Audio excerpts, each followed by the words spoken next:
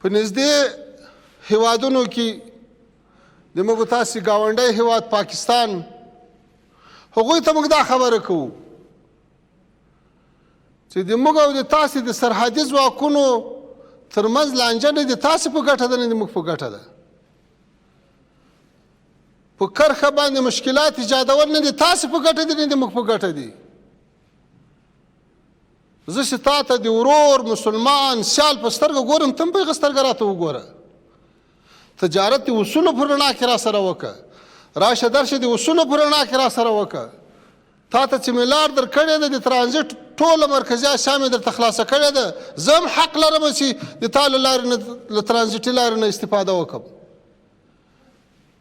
او بار بار هم دا پیغام ورکړی چې راسئ د مفاهمې له لارې د مذاکراتو له لارې د ډیپلوماتیکو چینلونو له لارې ټول مشکلات سره حل کړو.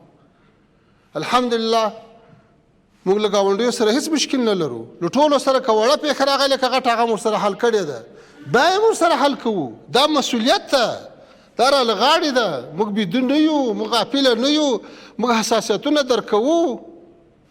الحمدلله د موږ مشران د کابینې غړي هغه په تېرو 40 کلو کې په دې انقلابونو کې جوشېدلي پاخه سوي، هغو دردونه لیدلي، هغو زندانونه لیدلي، هغو د کورنۍ شهادتونه لیدلي دي.